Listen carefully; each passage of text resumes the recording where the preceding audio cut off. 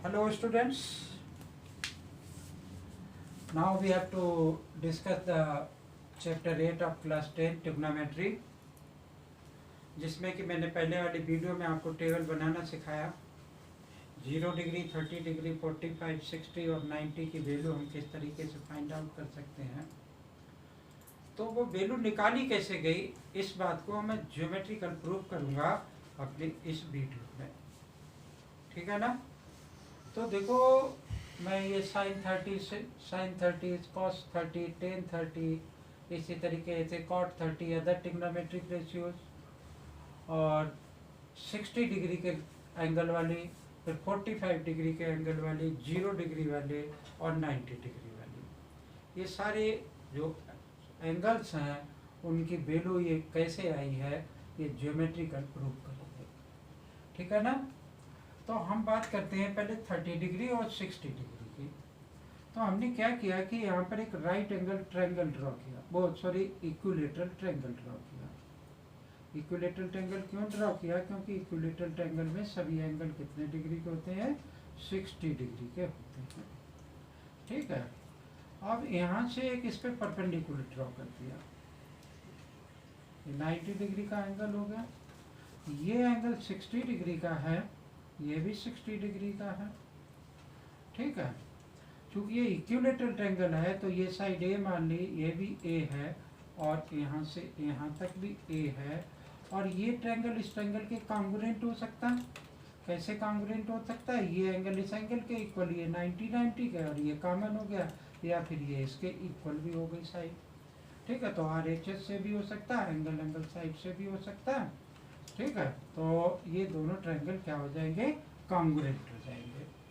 तो हमने लिखा कि ट्रायंगल ADB कॉन्ग्रुएंट हो गया ट्रायंगल ADC के।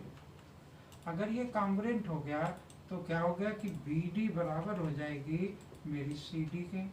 तो ये दोनों साइडें A/2 के इक्वल आ जाएंगी ना। अब हमने यहाँ पे क्या कह सकता हूँ मैं कि AB is equal to BC is equal to AC is equal to A मान लिया, ठीक है। इक्विलेटरल ट्रायंगल हमने ट्राई किया था ये। तो अब ये साइड A/2 हो गई, ठीक है। अब देखो, हम इन ट्रायंगल ADB या फिर ADC में क्या लगा सकते हैं, पाइथागोरस थ्योरम लगा सकते हैं। तो लगा ली भाई कि इन ट्रायंगल ADB, ठीक है, हाइपोटेन्यूज का स्क्वायर बराबर होता है base square plus perpendicular square, यानी AD का स्क्वायर प्लस BD का square is equal to AB का स्क्वायर बाई पाइथागोरस थ्योरम, ठीक है। AD निकालना मुझे, तो BD A/2 के बराबर है, इसका होल स्क्वायर किया, ये A के स्क्वायर हो गया। AD का स्क्वायर किसके बराबर हो गया, A square minus A square by 4। अगर इसको आप सिंप्लीफाई करेंगे तो ये क्या आ गया, फिर 4 LCM आ गया। तो 4A square minus A square this is equal to 3A square by 4 हो गया। AD बराबर क्या हो जाएगा, इसका रूट लोगे, इसका अगर रूट लोगे तो A स्क्वायर का रूट A आ गया, 3 का रूट नहीं निकला तो 3 हो गया, और 4 का रूट क्या हो गया, 2 आ गया, ठीक है। तो ये वाली वैल्यू मैंने यहाँ पर, ये AD की वैल्यू आई, इसको मैंने लिख दिया A√3 और डिवाइडेड बाई 2, ठीक है। अब देखो, मैंने कहा कि ये एंगल इस एंगल के, इस एंगल के कॉन्ग्रुएंट था, ये तो 60 था ही, ये एंगल कितने डिग्री का हो जाएगा, 30 का हो जाएगा, ये भी 30 का हो जाएगा। अब अगर मैं इस साइन 30 की वैल्यू निकालता हूँ, तो साइन 30 की वैल्यू के लिए ये परपेंडिकुलर हो गया और ये बेस हो गया। ये तो होता है परपेंडिकुलर अपान में हाइपोटेन्यूज, और ये हाइपोटेन्यूज हो गया। तो साइन 30 यानी A/2 परपेंडिकुलर है और हाइपोटेन्यूज A के इक्वल है, ये इससे कैंसिल हो जाएगा, किसके इक्वल आ जाएगा, 1/2 के। तो साइन 30 की वैल्यू आप टेबल में देखो कि 1/2 के इक्वल दे रखी है। ऐसी cos 30 आ जाएगा, cos 30 की वैल्यू, cos किसके इक्वल होता है, बेस अपान में हाइपोटेन्यूज। बेस मेरा कितना दे रखा है, A√3 और divided by 2 divided by A, इससे ये कैंसिल हो जाएगा, क्या आ जाएगा, √3/2 इसकी वैल्यू हो जाएगी।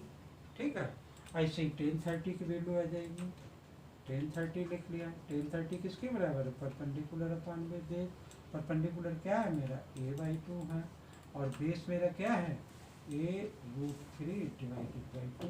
तो इससे तो ये कैंसिल हो गया, इससे ये कैंसिल हो जाएगा, वैल्यू क्या आ गई, 1/√3।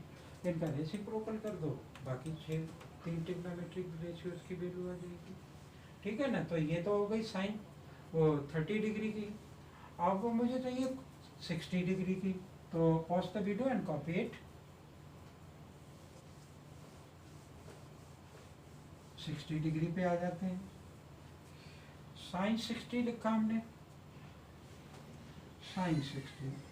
अब देखो बेटा, साइन 60 डिग्री का ये एंगल है, तो मैंने आपको बताया था कि थीटा के सामने वाली साइड क्या हुआ करती है, परपेंडिकुलर हुआ करती है। तो ये परपेंडिकुलर हो गई, ये बेस हो गई, ये हाइपोटेन्यूज हो गई।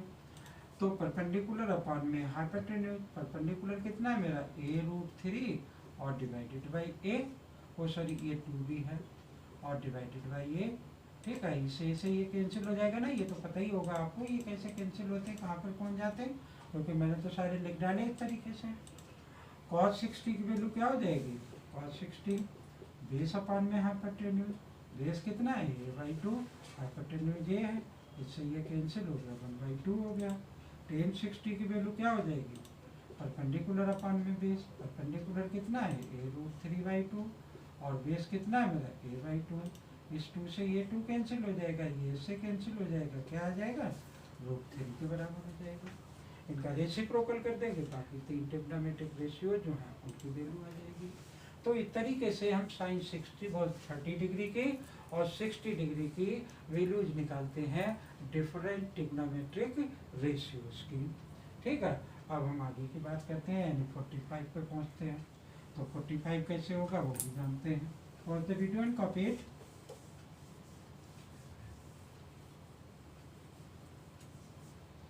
देखो, अब मुझे साइन 45 के लिए चाहिए भाई। देखो, एक मैंने ये राइट एंगल ट्रायंगल बनाया, राइट एंगल ट्रायंगल में ये 45 और 90 डिग्री का एंगल हो ही गया। अब चूंकि मुझे 45 डिग्री की वैल्यू फाइंड आउट करनी है, तो मैंने क्या किया कि एक एंगल 45 का ले लिया। तो अगर ये एंगल 90 का, ये 45 का है, तो ये एंगल भी कितने डिग्री का हो जाएगा, 45 डिग्री का हो जाएगा, क्योंकि ट्रायंगल में तीनों एंगल्स का सम कितना होता है, 180 डिग्री का इक्वल होता है। तो अब ये मैंने लिखा कि ABC, ठीक है, इस साइड को अगर A मान लें तो ये भी A के इक्वल हो जाएगा, है ना। यहाँ पे लिख देते हैं कि in triangle ABC angle B is equal to 90 degree and let angle C is equal to 45 degree, which applies that angle A is also equal to 45 degree. तो एंगल A बराबर हो गया एंगल C के।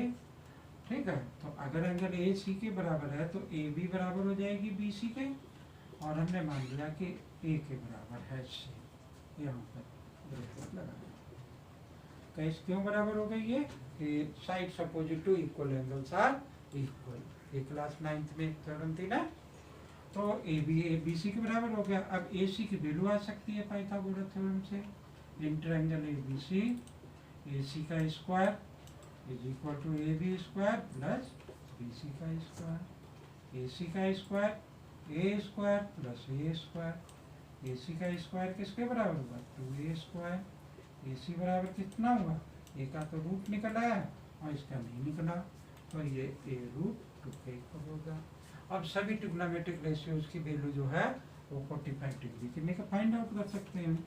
यहाँ लिखा मैंने sign 45, ये theta माना तो ये परपेंडिकुलर है, परपेंडिकुलर अपॉन में हाइपोटेन्यूज, किसके कितने के इक्वल हो गया, a डिवाइडेड बाई a√2। इससे ये कैंसिल हो गया, क्या आ गया, 1/√2 के ये इक्वल होगा। ठीक है, cos 45 किसके बराबर हो जाएगा, cos 45 बराबर होता है ये अपन में ये, तो a divided by a√2, a से ये कैंसिल हो गया, 1/√2 हो गया। tan 45 किसके बराबर होगा, परपेंडिकुलर अपॉन में बेस, परपेंडिकुलर ये है, बेस भी ये है, ये कैंसिल होकर के क्या हो गया, 1 के इक्वल हो गया। अब यहाँ से क्या हो सकता है, अदर जो 3 ट्रिग्नोमेट्रिक रेशियोज रह गए उनकी वैल्यू हम यहाँ से इजीली फाइंड आउट कर सकते हैं। ठीक है, अब देखो बात हुई हमारी किसकी कि ये जो 45 डिग्री हो गया, 60 डिग्री हो गया, 90 डिग्री का हो गया। ठीक है ना, अब मुझे चाहिए 0 डिग्री और 90 डिग्री, इनकी वैल्यू निकालनी है। ठीक है, तो देखो हम कैसे निकालते हैं। हमने कोई सा भी एक राइट एंगल ट्रायंगल ड्रॉ किया, एक राइट एंगल ट्रायंगल इस तरीके से ड्रॉ कर लिया। ठीक है, और ये 90 डिग्री का है, ये एंगल थीटा मान लिया, ए बी सी आ गया। ठीक, मान लो कि 0 डिग्री की वैल्यू निकालनी है, थीटा बराबर 0 डिग्री की वैल्यू मुझे फाइंड आउट करनी है। तो ये थीटा बराबर 0 कब होगा, जब ये लाइन छोटी होती रहेगी, यानी ये ऐसे कम हुआ, अब ये थीटा पूरा है, ये वाला एंगल इससे थीटा से कम हो जाएगा। फिर मैंने एक और ड्रॉ किया। ठीक है, तो अब ये वाला एंगल इस वाले एंगल से भी छोटा हो जाएगा, ध्यान से देखो इसको, तो ये छोटा हो जाएगा। तो जब ये लाइन इस बिल्कुल खत्म हो जाएगी, यानी ये लाइन इस पे लाई कर जाएगी आकर के, तब क्या होगा कि ये हट जाएगी और ये लाइन इस पे आ जाएगी, तो 0 डिग्री का एंगल बन जाएगा। ठीक है ना, तो मतलब क्या हो जाएगा कि ए बी बराबर निल हो जाएगी, 0 हो जाएगी, और बी सी जो है वो ए सी के इक्वल हो जाएगी। ठीक है, तो अब हम क्या करेंगे, देखो साइन 0 हमने लिखा, साइन 0 ये थीटा था, तो ये परपेंडिकुलर, ये बेस है और ये हाइपोटेन्यूज है। ठीक है ना, अब ये किसके इक्वल होता है, परपेंडिकुलर अपॉन में हाइपोटेन्यूज। अब परपेंडिकुलर यानी ए बी बराबर तो 0 हो गया, क्योंकि ये भी जब ये लाइन ये लाइन इस पे लाई करी तो ये खत्म हो गई, तो 0 अपॉन में और हाइपोटेन्यूज मान लो ए सी मान लिया, तो इसकी वैल्यू किसके बराबर हो जाएगी, 0 के इक्वल हो जाएगी। ठीक है ना, ऐसे ही कॉस 0 किसके बराबर होता है, बी अपॉन में है। ठीक है ना, अब देखो ए सी जब इस पे लाई करेगी तो ए सी और A B B C equal होंगी, तो क्या हो जाएगा कि ये बी सी डिवाइडेड बाई मेरे पास क्या आ जाएगा, ए सी आ जाएगा। तो बी सी और ए सी अभी इक्वल हो गई, तो बी सी डिवाइडेड बाई क्या हो गई, बी सी हो गई, तो ये इससे कैंसिल हो गया, और कॉस 0 की वैल्यू किसके इक्वल हो गई, 1 के इक्वल हो गई। इसी तरीके से क्या हो सकता है कि tan zero sine 0 upon cos 0, 0 upon 0 indeterminate number होता है, तो वो किसके इक्वल हो जाएगा, नॉट डिफाइंड के इक्वल हो जाएगा। तो इनका रेसिप्रोकल कर देंगे, बाकी ट्रिग्नोमेट्रिक रेशियोज की क्या होगी, वैल्यू निकल आएगी। तो ये तो था 0 डिग्री के लिए। मान लो कि हमने एक और ट्रायंगल इसी तरीके से बना लिया, ये एंगल 90 डिग्री का हो गया, ये मेरा थीटा था। ठीक है, अब मुझे क्या चाहिए कि ये एंगल 90 डिग्री की वैल्यू निकालनी। 90 डिग्री का कब होगा, 90 डिग्री का तब होगा जब ये इसके पास आता चला जाएगा, यानी ये थीटा था, अब ये वाला जो एंगल होगा वो इससे बड़ा होगा, और जब और एक लाइन इस तरीके ड्रॉ कर ली तो ये वाला एंगल अब इससे बड़ा होगा, तो जब ये लाइन इस लाइन पे लाई कर जाएगी तो क्या होगा, ये एंगल 90 डिग्री का हो जाएगा। ठीक है, तो जब तो ये वाली लाइन क्या होगा, मेरी एलिमिनेट हो जाएगी, और ये लाइन इस लाइन पर लाई कर जाएगी। ठीक है, तो फिर मैं क्या करूँगा कि यहाँ पर ये मान लो फिर मैंने लिख लिया कि ये ए बी है, ए बी और ये सी हो गई, तो ए बी जब ए सी के इक्वल हो जाएगी, यानी साइन 90 डिग्री लिखा, तो ए बी ए सी के इक्वल हो जाएगी, तो ए बी अपॉन में ए सी हो गया, यानी ये परपेंडिकुलर है हाइपोटेन्यूज, तो ए बी ए सी के इक्वल हो गया, तो ए बी अपॉन में ए बी हो गया, ये कैंसिल के किसके बराबर हो गया, 1 के इक्वल हो गया। कॉस 0 के लिए बी सी 0 हो जाएगा, वो कॉस 90 के लिए बी सी 0 हो गया, और ये ए सी ए बी के इक्वल हो गया। ठीक है, तो ये 0 के बराबर हो गया। टेन 90 क्या होगा, टेन 90 होता है परपेंडिकुलर अपॉन में बेस, तो बेस। ठीक है, तो बी सी तो है नहीं, तो ये इसके आपस में इक्वल है, तो मैंने यहाँ पे लिख लिया ए बी। अब A B is non zero और ये 0 है, तो ये किसके बराबर हो जाएगा, A B divided by 0 is equal to not defined के इक्वल हो जाएगा। ठीक है ना, लेकिन यहाँ पे ये इनडिटरमिनेट यानी ये 0 के बराबर होगा।